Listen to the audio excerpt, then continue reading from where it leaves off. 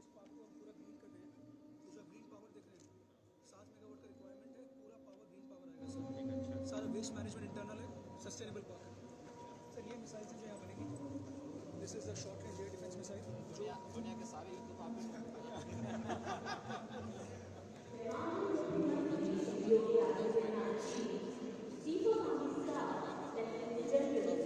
सभी से निवेदन करूंगी कि कृपया करके मंच पर पधारें और साथ में श्री करण अदानी, श्री जीत अदानी और श्री आशीष राजवंशी से मैं निवेदन करती हूँ कि कृपया करके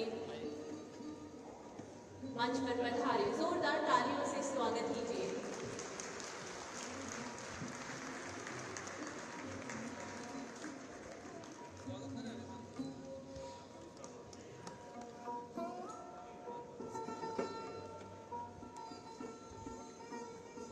अब हम हमारे माननीय अतिथिगणों का स्वागत करेंगे। मैं श्री करण अदानी से अनुरोध करती हूँ कि वे माननीय मुख्यमंत्री श्री योगी आदित्यनाथ जी का स्वागत करें।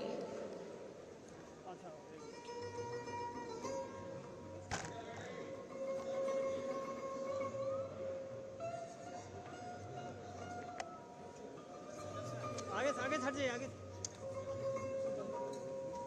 भैया भैया भैया।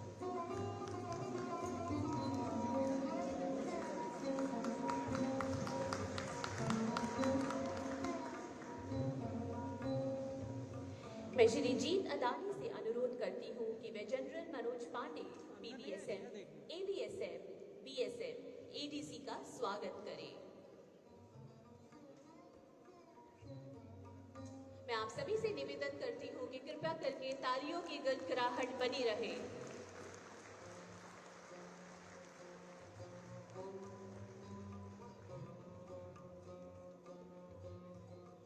मैं श्री करण अदानी से एक बार फिर से निवेदन करती हूँ कि वे श्री मनोज सिंह आईआईडीसी का स्वागत करें।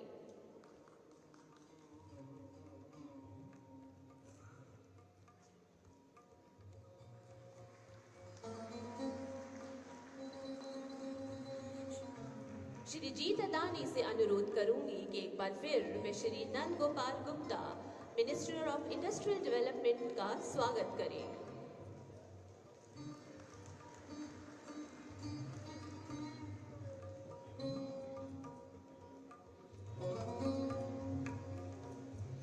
श्री करण अदानी से मैं एक बार फिर से गुजारिश करूंगी कि वे श्री सतीश महानाल, स्पीकर लेजिस्लेटिव का स्वागत करें।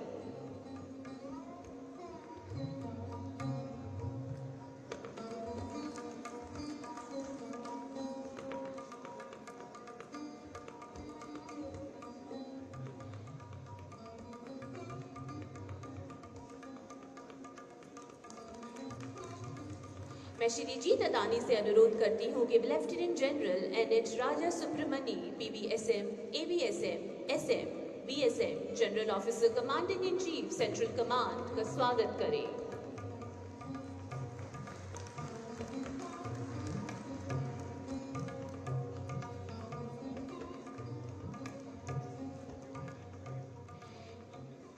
श्री करण अदानी ने अपने नवीन विचारों और अग्रणी पहलों के साथ न केवल हमारे अदानी संगठन को वैश्विक मंच पर एक नई पहचान दिलाई है, बल्कि भारतीय शिपिंग और लॉजिस्टिक्स उद्योग को नई दिशा भी प्रदान की है। उनके नेतृत्व में अदानी पोर्ट्स ने अभूतपूर्व विकास और सफलता हासिल की है, जो उनकी दूरदर्शिता और उद्यमशीलता की गवाही देता है।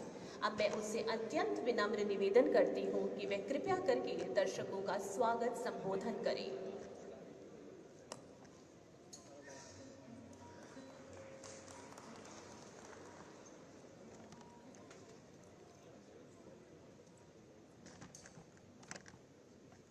उत्तर प्रदेश के माननीय मुख्यमंत्री जी Shri Yogi Adityanath ji, respected chief of army staff general Manoj Pande, PVSM, AVSM, BSM, ADC, माननीय Shri Nand Gopal Gupta ji, Shri Satish Mahana ji, Shri Manoj Singh ji, army commander lieutenant general NS Raja Subramani, PVSM, AVSM, SM, VSM, MGS Lieutenant General Amardeep Singh Aura, UYSM, YSM, SM, VSM. Esteemed dignitaries, respected members of the Indian Armed Forces, Indian leaders, and my dear friends, welcome. Today marks a momentous occasion, the inauguration of South Asia's largest ammunition and missile complex by Adani Defence and Aerospace. This event isn't just about bricks and mortars, it's a tangible manifestation of our collective aspiration for Atmanirbhar Bharat, a self-reliant India standing tall on global stage. Prime Minister Modi's clarion call for Atmanirbhar Bharat resonated across the nation and ignited a spirit of innovation and ambition. To quote the Honorable Prime Minister, India is not just rising, India is ascending. This ammunition and missile complex stands as a testament to that ascent, a giant leap towards securing our borders and empowering our brave soldiers. पर हमारा ये सफर उत्तर प्रदेश सरकार की बेमिसाल सहयोग के बिना संभव नहीं हो सकता था। मैं इसके लिए माननीय मुख्यमंत्री श्री योगी जी का धन्यवाद करता हूँ। सर, आपने गुड गवर्नेंस को प्राथमिकता देने के साथ ट्रांसपेरेंसी को बढ़ावा देते हुए जिस तरह से प्रोसेस को स्ट्रीमलाइन करने का निश्चय लिया है, आपकी इसी निश्चय ने इस फैक्ट्री को सिर्फ 15 महीने में पूरा करने में अहम भूमिका निभाई है। माननीय मुख्यमंत्री जी, आपका उत्तर प्रदेश को वाइब्रेंट और एम्पावर्ड बनाने का विजन हमारे देश की आकांक्षाओं से पूरी तरह जुड़ा हुआ है और हम इस साझेदारी के लिए आपका बहुत आभारी है। The Indian Army, the bedrock of our nation's security, deserves our deepest respect and gratitude. Their selfless service, unwavering courage, and supreme sacrifices have safeguarded our borders for decades. This complex is a humble tribute to their dedication, and it is our commitment to equip them with the best possible equipment to defend our nation. Respected Chief of Army Staff, the opening of doors for private sector participation in ammunition manufacturing and supply marked a turning point, and we are honored to be entrusted with this responsibility. For decades, India relied heavily on foreign imports for defense needs. This dependence not only constrained our strategic autonomy, but also limited our economic potential. However, under the leadership of our chairman, Shri Gautam Adani, Adani Defence and Aerospace has embarked on a mission to change this narrative. We are driven by a deep sense of national pride and a commitment to empowering India's defence ecosystem. This complex, which will be spread across 500 acres, is a marvel of technology and integration. Starting today, it will be producing a staggering 150 million rounds of ammunition annually, which is 25% of India's requirement, catering to the diverse needs of Indian Armed Forces. But it is not just about quantity. We are committed to the highest level of quality, reliability, and safety. With the continued support from the UP government and the Indian Armed Forces, this complex will further house facilities for manufacturing 200,000 rounds of large caliber artillery and tank ammunition, which will be operational in 2025, and 5 million rounds of medium caliber ammunition, which will be operational in 2026. We will also be starting short-range and long-range missiles, making it one-stop shop for India's ammunition and missiles needs. इस project का impact सिर्फ defence sector तक सीमित नहीं होकर बहुत आगे तक है, with an investment of 1,500 crores, which will scale up to 3,000 crores in the next 5 years. ये प्रोजेक्ट सीधे तौर पर 4,000 लोगों को रोजगार देगा, साथ ही इनडायरेक्ट एम्प्लॉयमेंट पर भी उसका इफेक्ट आएगा, 5 गुना इफेक्ट आएगा। एमएसएमई और लोकल इकोसिस्टम पर भी इसका इफेक्ट देखने को मिलेगा। ये कॉम्प्लेक्स सस्टेनेबिलिटी का एक जीता जागता सबूत होगा जो सोलर पावर और वेस्ट मैनेजमेंट जैसी टेक्निक को इस्तेमाल करेगा। In the path of nation building, Adani Group is fostering growth with goodness for all communities. In this regard, I would like to make some announcements. To help the local communities, we will take the Baraigarh Primary Health Center, located just 2 kilometers away from this facility, under Adani Foundation. We will completely revamp the facility and equip it with latest facility to ensure quality healthcare for the people in the nearby villages and towns. To gratitude the invaluable contribution by Indian Armed Forces for the country, we will provide necessary support to the schools for the underprivileged children run by the Army, Navy, Air Force Wives Activity Trust. It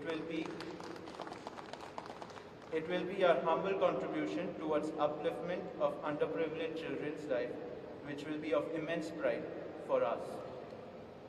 And finally, to promote industry-academia relationship, we are going to sign an MOU for research and academic collaboration with Aerospace Department of IIT Kanpur. This inauguration is not just a celebration, it is a call to action. It marks a significant steps towards achieving self-reliance in the defense sector. But the journey is far from over. We are committed to working hand in hand with the government, the Indian Armed Forces, and our industry partners to build a robust and self-sufficient defense ecosystem. We will strive to not only meet our domestic needs, but also emerge as a global leader in defense manufacturing, exporting our expertise and capabilities to the world. Let us remember the words of Swami Vivekananda. We are the makers of our own destiny. With unwavering determination and collaborative efforts, we will make this dream a reality. Thank you. Jai Hind.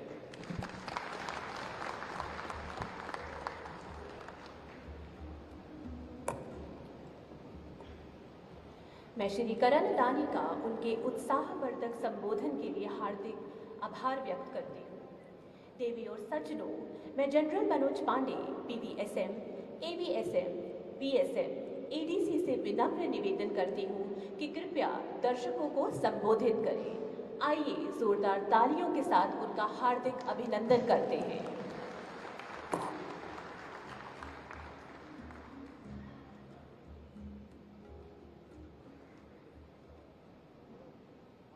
उत्तर प्रदेश के माननीय मुख्यमंत्री श्री योगी आदित्यनाथ, मंच पर उपस्थित महानुभाव, government functionaries present here, industry leaders, ladies and gentlemen, a very good afternoon and Jai Hind to everybody.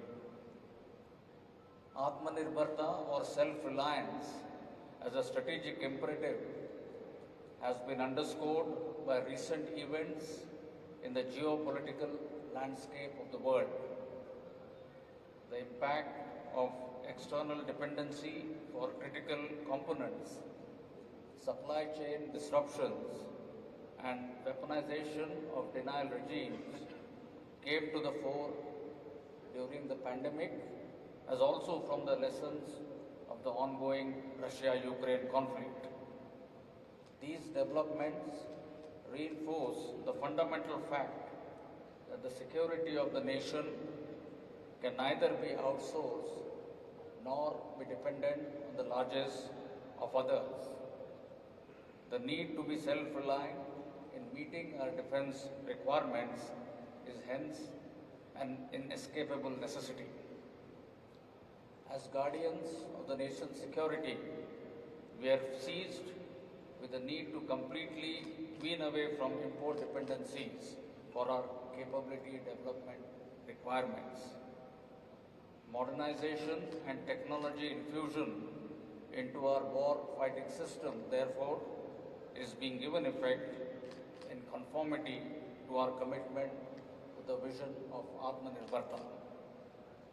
Multiple initiatives by the government and the Indian Army to provide enabling environment in terms of policy provisions, licensing norms, establishment of defense industrial corridors, and hand-holding in terms of trials and testing have given significant fillip to defense manufacturing ecosystem and has resulted in major contracts being awarded to the Indian defense industry. Concurrent to our initiatives to transform ourselves into an Atmanirbhar and future-ready force as regards acquiring new weapon platforms, equipment and systems, is the need to be able to indigenously source or produce all that is necessary to fight. That is, the ammunition, spares, and other maintenance requirements. Strategic prudence dictates that indigenous capacities in ammunition production is a crucial factor in maintaining operational readiness at all times. The Indian Army has large ammunition inventory comprising around 175 variants of different caliber and type. These range from ammunition for vintage platforms to advanced precision-guided munitions. Out of these, 134 ammunition variants have already been indigenized through efforts of the DRDO, Defense Public Sector Units, and the private industry. However, due to production constraints, capacities, and large requirement for both operational and training needs, there exists a demand versus supply gap which needs to be met through a diverse indigenous vendor base of private industry. Manufacturing of ammunition is a high technology, high cost venture and mandates significant investments in research and development, infrastructure, testing and evaluation facilities to ensure that very stringent standards of safety and performance are achieved. Production and manufacture of ammunition of the desired specification and its sustenance throughout the lifespan is a complex process requiring advanced manufacturing techniques and quality control checks at every stage. This includes checks with respect to raw materials, process testing, lot testing, sampling, and traceability protocols to mitigate any risk of defects. Most of the ammunition categories proposed for manufacturing by the Indian Army also have sufficient export potential. With evolving global security environment, the demand for ammunition worldwide is expected to grow manifold. Considering the limited players in the field worldwide with expertise in ammunition manufacturing and our competitive manufacturing cost, the industry will have huge advantage. The export potential, according to one estimate, is approximately 16,000 crore per annum. Therefore, to emerge as a global hub for niche technology and innovation in the field of ammunition, it is imperative to maintain the desired quality and global standards. To encourage industry participation in ammunition manufacturing, multiple policy changes were undertaken, and these include interactive RFP formulation in consultation with the industry, broad-banded technical specifications to encourage wider participation and offering of existing infrastructure and ammunition components for trials. This transformative initiative of the government has begun to show tangible results, and these state-of-art facilities for ammunition and missiles we are witnessing today, including the present one, are testimony to the indigenous production and supply chain ecosystem that is taking shape. I am happy to share that more than 85% of our ammunition is being sourced indigenously. Multiple cases are in advanced stages of rectification. To further promote this initiative, the Indian Army has carried out a holistic review to come up with a time-bound indigenization plan of all ammunition currently imported by onboarding private industry. Accordingly, a well-defined roadmap has been put in place based on the type of ammunition and existing capacities. 32 variants of ammunition in 12 categories were identified in phase 1 for manufacture by the Indian industry. All cases are likely to fructify in the next 1 year as per the envisaged timelines. Approval has been already obtained for 5 additional ammunition categories to be developed in phase 2. Simultaneously, make programs for developing new generation ammunition, including the electronic fuses currently not held in the inventory, are also being progressed. I am sanguine and confident that with the enthusiasm and intent displayed by our industry, the residual import dependence shall be adequately addressed in the coming years. I wish to underscore here that with India's established expertise, competitive manufacturing cost, and increasing capacities in ammunition production, we shall soon realize the vision of Make in India, Make for the World by becoming net exporter for ammunition. As a key consumer and a stakeholder in the indigenous defense industry ecosystem, the Indian Army wishes all stakeholders the very best and urges that we all collectively contribute to the aspirations, goals and objectives of a rising India through our resolve and commitment to Atmanirbharta. Thank you and Jai Hind.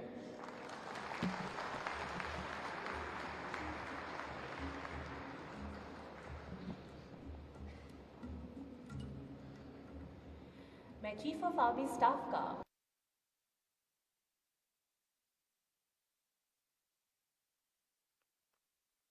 रक्षा मंत्री श्री राजनाथ सिंह जी ने एक संदेश record करके भेजा है। यह संदेश हमें उनके विचारों से रूबरू कराएगा और साथ में प्रेरणा भी देगा। आदरणीय श्री राजनाथ सिंह 2019 से हमारे रक्षा मंत्री और 2014 से लोकसभा में सदन के उपनेता हैं। वे भाजपा की एक अनुभवी नेता है जिन्होंने अपना करियर आरएसएस स्वयंसेवक के रूप में शुरू किया था। वे 2005 से 2009 तक और फिर 2013 से 2014 तक भारतीय जनता पार्टी के अध्यक्ष रहे हैं।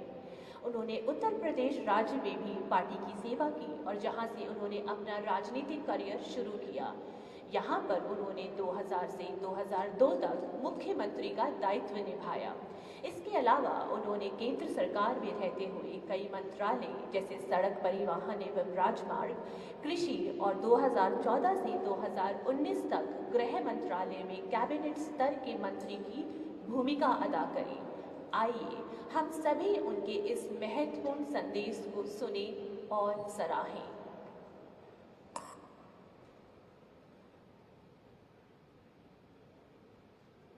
नमस्कार। उत्तर प्रदेश के dynamic and progressive chief minister Shri Yogi Adityanath ji, Uttar Pradesh के infrastructure and industrial development commissioner Shri Manoj Kumar Singh, Adani enterprises के director Shri Jeet Adani ji, Adani defence and aerospace के chief executive officer Shri Ashish Rajvanshi ji, ministry of defence और इंडियन आर्म्ड फोर्सेस के सीनियर मेंबर्स, इंडस्ट्री और मीडिया के मेरे साथियों, अडानी डिफेंस द्वारा बनाए जा रहे इंटीग्रेटेड एम्यूनिशन कॉम्प्लेक्स के उद्घाटन पर आप सभी को मेरी ढेर सारी शुभकामनाएं। ये काफ़ी प्रसन्नता की बात है कि इस तरह का प्रकल्प उत्तर प्रदेश में स्थापित किया जा रहा है। उत्तर प्रदेश में इंडस्ट्रियल डेवलपमेंट मेरी शीर्ष प्राथमिकताओं में से एक रहता है। अब वो भी अगर डिफेंस सेक्टर की कोई इंडस्ट्रियल यूनिट इस तरह से उत्तर प्रदेश या कानपुर में शुरू हो रही है तो निश्चित रूप से यह मेरे लिए बहुत खुशी की बात है। इस समारोह में मैं व्यक्तिगत तौर पर आना चाहता था, परंतु ऑफिशियल व्यस्तताओं के कारण नहीं आ पा रहा हूँ। क्योंकि डिफेंस सेक्टर एक हाई टेक्नोलॉजी सेक्टर है, तो मैंने सोचा क्यों न टेक्नोलॉजी का ही उपयोग करके आप सबके भी अपनी हाजिरी दर्ज कराऊं और आप लोगों को अपनी शुभकामनाएं भी। भारत का जो नेबरहुड है वो एक रादर डिफिकल्ट जियो पॉलिटिकल नेबरहुड है। अपनी जियो पॉलिटिकल रियलिटीज को देखते हुए भारत के लिए यह आवश्यक हो जाता है कि अपने रक्षा क्षेत्र को मजबूत बनाकर रखें। साथ ही भारत जैसा महान एवं प्राचीन सभ्यता वाला देश, भारत जैसा विशाल अर्थव्यवस्था वाला देश अगर विश्व पटल पर सिग्निफिकेंटली कंट्रीब्यूट करना चाहता है तो उसके लिए जरूरी है कि भारत की स्ट्रेटेजिक ऑटोनॉमी मेंटेन रहे। भारत की स्ट्रेटेजिक ऑटोनॉमी से हम ग्लोबल अफेयर्स में अपने इंडिपेंडेंट व्यूज को रख सकेंगे, इंडिपेंडेंट एक्टिविटी हम कर सकेंगे और यह स्ट्रेटेजिक ऑटोनॉमी आती है रक्षा क्षेत्र की मजबूती से ही। रक्षा क्षेत्र की मजबूती के मूलतः दो पहलू होते हैं। एक तो सैन्य बलों की मजबूती, उनकी ट्रेनिंग, उनकी प्रिपेयर्डनेस, उनके पास जो आर्म्स एंड एम्यूनिशन हैं उसकी उत्कृष्टता, और दूसरा होता है उसके पीछे का इंफ्रास्ट्रक्चर यानी टेक्नोलॉजी, रिसर्च एंड डेवलपमेंट का बेस और डिफेंस इंडस्ट्रियल बेसिस।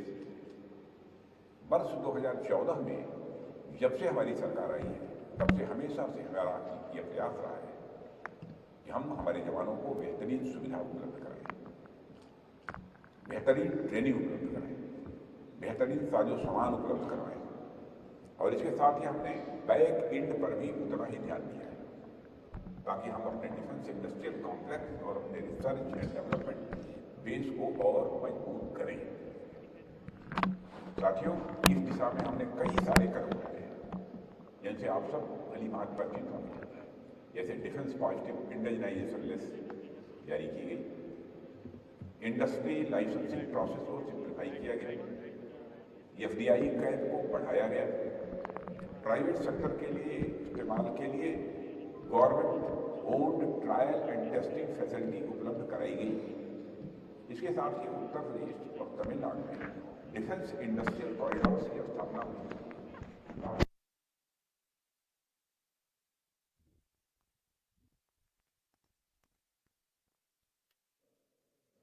इसी कंटेक्स्ट में एक बात मैं बोलना चाहता हूँ। मैं उत्तर प्रदेश का रहने वाला हूँ, उत्तर प्रदेश का प्रतिनिधित्व करता हूँ, उत्तर प्रदेश का मुख्यमंत्री भी रह चुका हूँ, तो उत्तर प्रदेश के प्रति स्वाभाविक रूप से मेरा एक विशेष लगाव भी रहता है। इसलिए Uttar Pradesh defence industrial corridor की प्रगति का मैं लगातार जायजा लेता रहता हूँ और इसी प्रगति की श्रृंखला में एक बहुत बड़ा माइलस्टोन है इस यूनिट की स्थापना। मैं इस अवसर पर सभी स्टेक होल्डर्स को, जो भी इससे जुड़े हुए, फिर चाहे वो सप्लायर्स हो, कंस्ट्रक्शन एजेंसीज हो, जो वर्कर्स हो, सभी को मैं हार्दिक बधाई देता हूँ और साथ ही उत्तर प्रदेश की जनता को, विशेष तौर पर कानपुर की जनता को भी मैं बधाई देता हूँ। यह यूनिट सभी स्टेक होल्डर्स के लिए मंगलकारी हो। इन्हीं मंगल कामनाओं के साथ मैं अपना समाप्त करता हूँ। आप सबको बहुत बहुत धन्यवाद।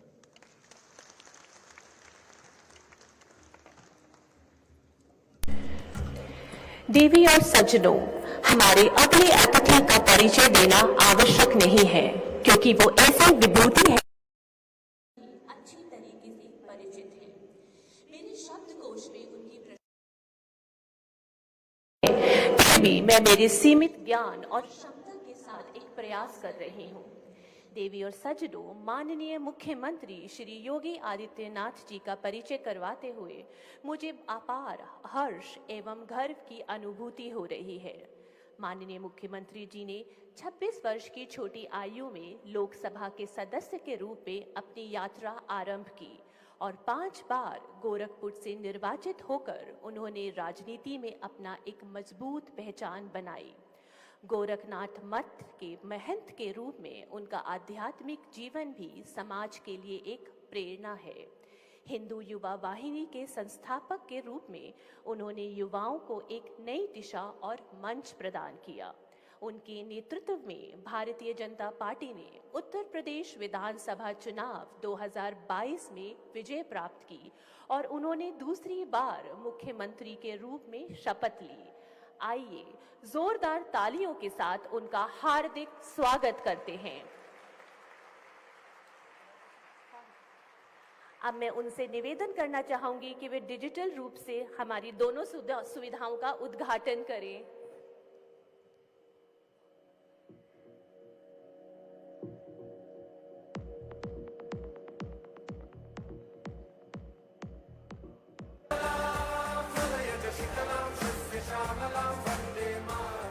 मैं माननीय मुख्यमंत्री योगी आदित्यनाथ जी से अनुरोध करना चाहूंगी कि कृपया हमारे साथ अपने अमूल्य विचार साझा करने की कृपा करें।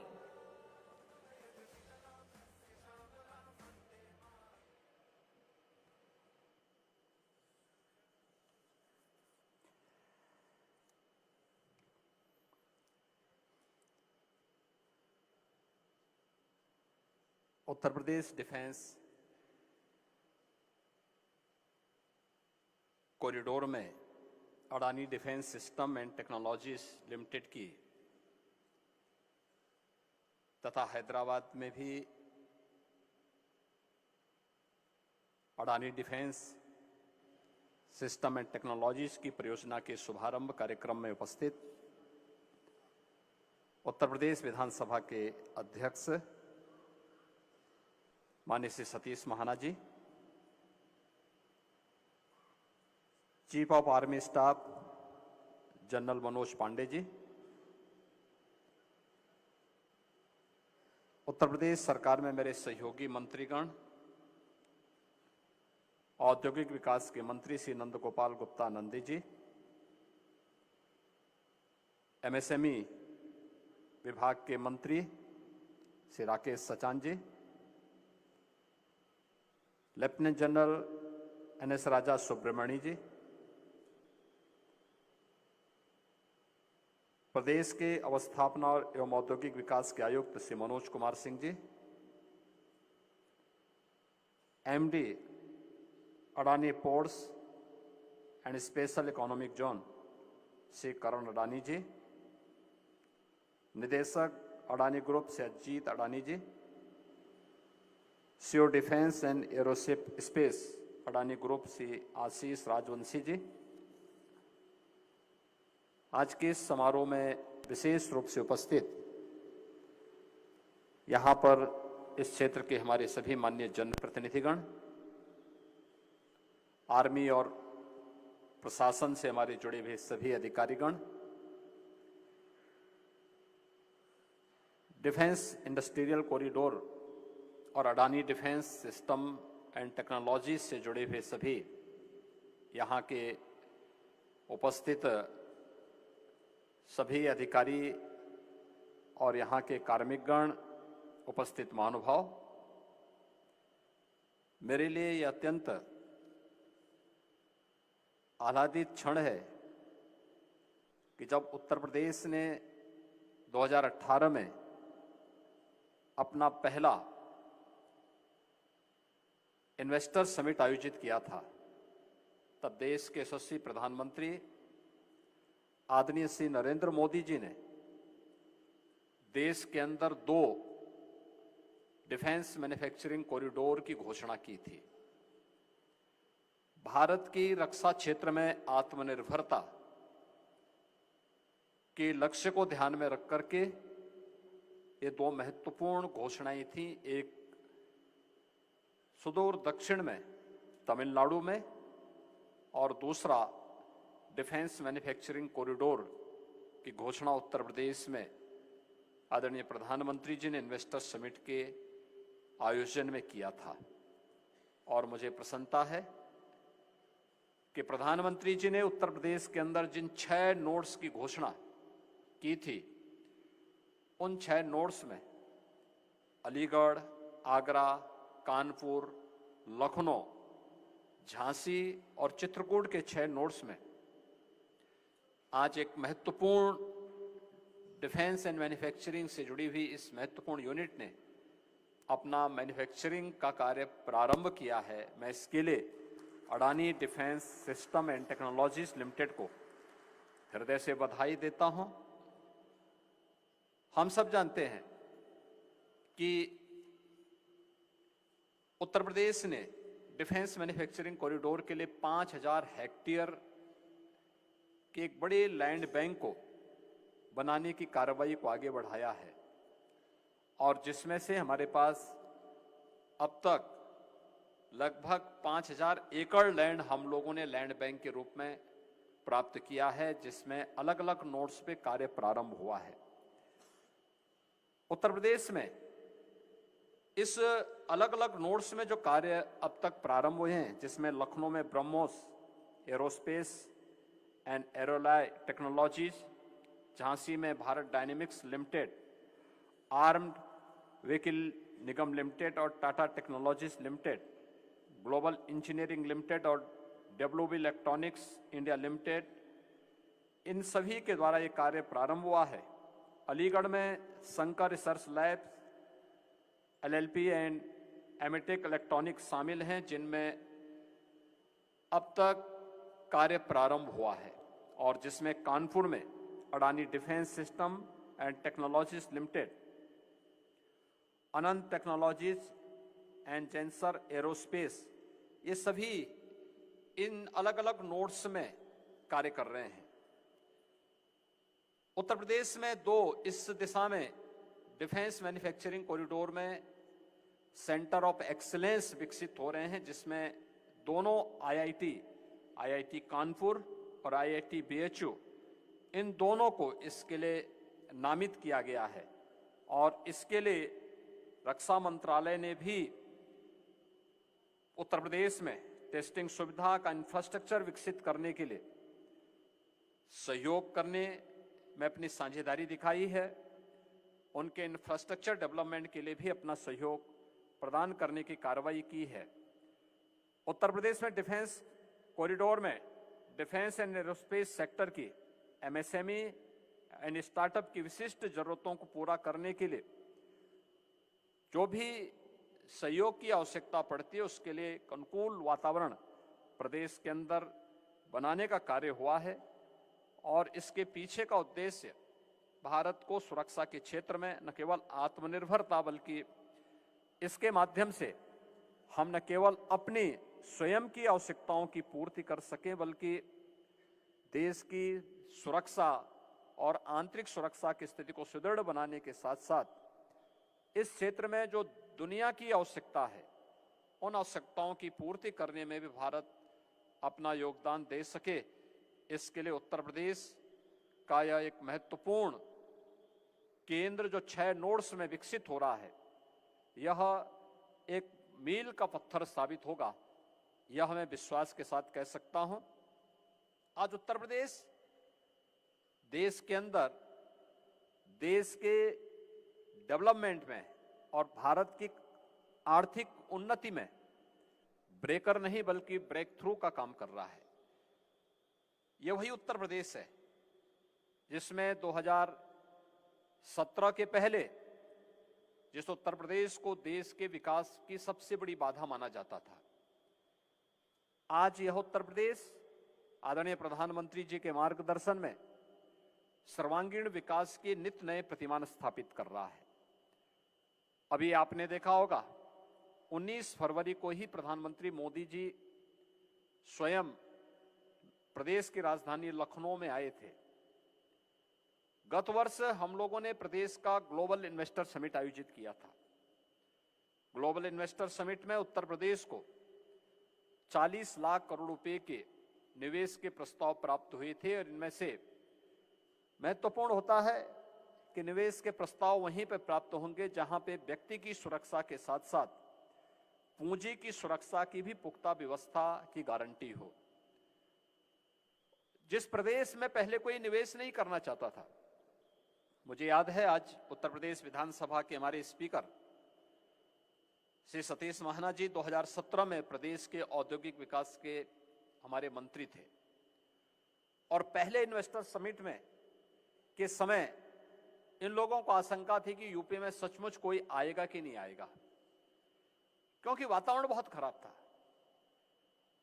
ये डिफेंस कॉरिडोर की बात तो दूर, हां 2017 के पहले उत्तर प्रदेश के अंदर जगह जगह तमंचे जरूर लहराए जाते थे, लेकिन आज तमंचे नहीं बल्कि हम टेक्नोलॉजी का बेहतरीन उपयोग कर रहे हैं और आज उत्तर प्रदेश के नौजवानों के हाथों में तमंचे की जगह टैबलेट देखने को जरूर मिलता है। एक बदली हुई कार्यशैली और एक नई कार्य संस्कृति उत्तर प्रदेश के अंदर हम देख सकते हैं।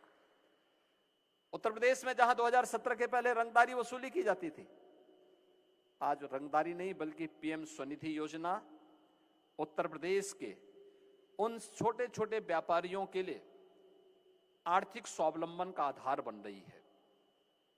जो उत्तर प्रदेश में पहले दंगे होते थे, आज उत्तर प्रदेश के युवाओं के लिए खेल की एक नई संस्कृति को विकसित करके दंगल जैसी प्रतियोगिताओं के माध्यम से उन्हें गोल्ड मेडल जीतने के लिए ओलंपिक में या एशियन गेम्स में गोल्ड मेडल जीतने के एक नए अवसर उत्तर प्रदेश प्रदान कर रहा है।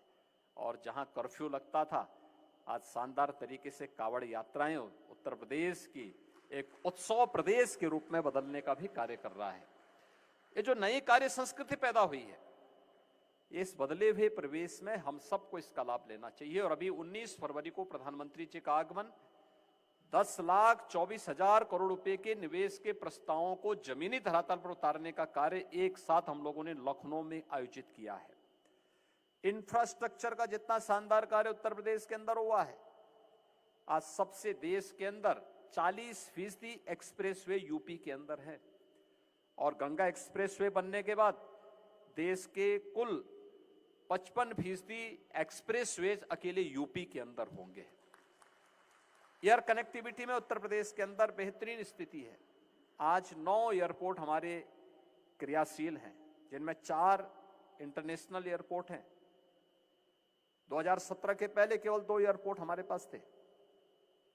अभी कुछ ही दिनों के बाद इसी मार्च के प्रथम सप्ताह में हमारा प्रयास है कि 10 नए एयरपोर्ट हम एक साथ चालू करेंगे उत्तर प्रदेश के अंदर। और इस वर्ष में हम लोग भारत के सबसे बड़े एयरपोर्ट को, जेवर एयरपोर्ट को भी हम प्रारंभ करने वाले हैं। एमआरओ की हमारी पॉलिसी आ चुकी है।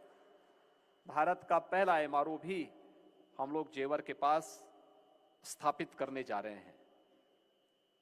इस नए स्थिति में आज यहां पर आपने देखा होगा एकदम वीरान क्षेत्र था ये, और डिफेंस मैन्युफैक्चरिंग कॉरिडोर की जब बात आई थी तो महाना जी का भी और यहाँ के हमारे जनप्रतिनिधियों का आग्रह था कि इस पूरे क्षेत्र में इसको डेवलप किया जाए। और मैं धन्यवाद दूंगा यहाँ पर यहाँ पे Adani defence system and technologies को, कि अडानी ग्रुप ने इसमें रुचि ली और एक साथ 500 एकड़ क्षेत्र में वह इसको डेवलप कर रहे हैं। मेरा उनसे आग्रह होगा कि आईआईटी कानपुर बहुत दूर नहीं है और कानपुर में हमारे 2 महत्वपूर्ण ऐसे टेक्निकल इंस्टीट्यूशन है, एक आईआईटी कानपुर है और एक एचबीटीयू है। इन लोगों के साथ मिलकर के यहाँ पे स्किल डेवलपमेंट का एक बेहतरीन सेंटर स्थापित हो सकता है। यहाँ के युवाओं को यहाँ का जो स्किल है उसको स्किल में बदलने के लिए अगर हम कार्य कर पाएंगे तो इंडस्ट्री के लिए यहाँ पे स्किल मैन पावर की उपलब्धता होगी और फिर उस स्किल मैन पावर यहाँ की न केवल यहाँ के लिए बल्कि यहीं से कुछ ही दूरी पे हम बुंदेलखंड में 46 वर्ष के बाद उत्तर प्रदेश में किसी एक नए औद्योगिक क्षेत्र का विकास बीडा के रूप में करने जा रहे हैं। झांसी बुंदेलखंड औद्योगिक विकास क्षेत्र के रूप में विकसित करने जा रहे हैं। यह बहुत महत्वपूर्ण केंद्र होगा। आप याद करिए कि आज से 46 वर्ष पहले नोएडा की स्थापना हुई थी। नोएडा की स्थापना से लेकर पिछले 46 वर्ष में मात्र 33,000 एकड़ लैंड उनके पास आ पाई डेवलपमेंट के लिए, लेकिन बीडा को हम पहले चरण में ही 37,000 एकड़ लैंड उपलब्ध कराने जा रहे हैं और देश की सबसे बेहतरीन औद्योगिक नगरी के रूप में हम उसको विकसित करने जा रहे हैं। इस पे हमारा कार्य प्रारंभ हो गया है।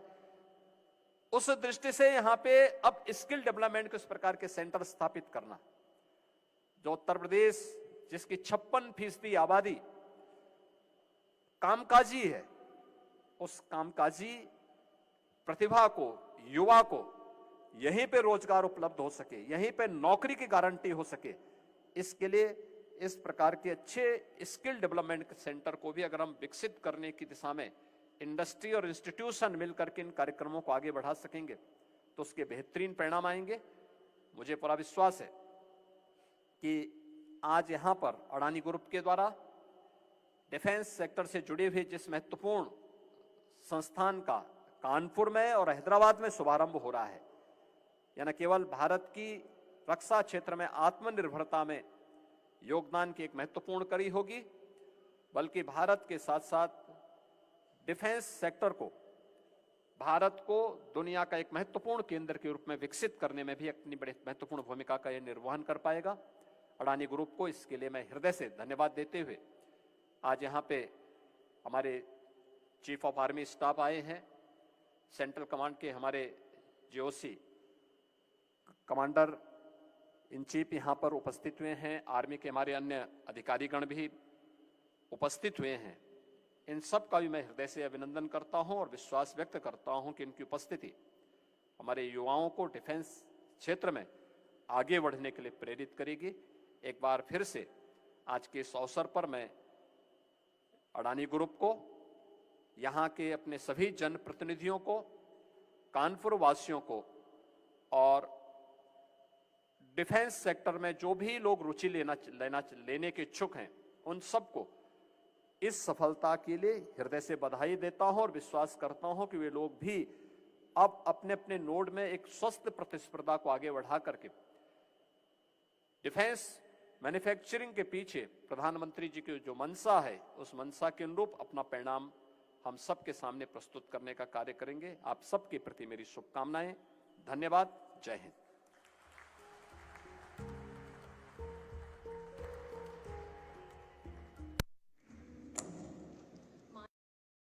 श्री योगी आदित्यनाथ जी, आपकी प्रेरणादायक और उत्साहवर्धक शब्दों के लिए आपका धन्यवाद। एक उत्कृष्ट सीईओ एक प्रेरक है जो सपनों को वास्तविकता में बदलता है, एक पुल है जो दृष्टि को उपलब्धि से जोड़ता है। इस संदर्भ में अडानी डिफेंस एंड एरोस्पेस वास्तव में ऐसे कुशल लीडर को पाकर भाग्यशाली है। उन्होंने अडानी डिफेंस एंड एरोस्पेस में एक अग्रणी भूमिका निभाते हुए इनोवेशन और इंडियनाइजेशन को एक नई दिशा प्रदान की है।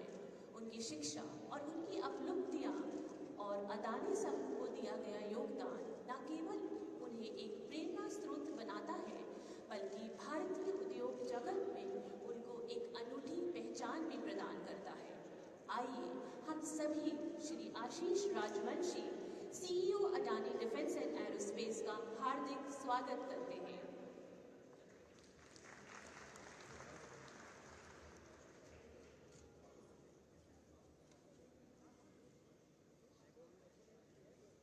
Honorable Chief Minister,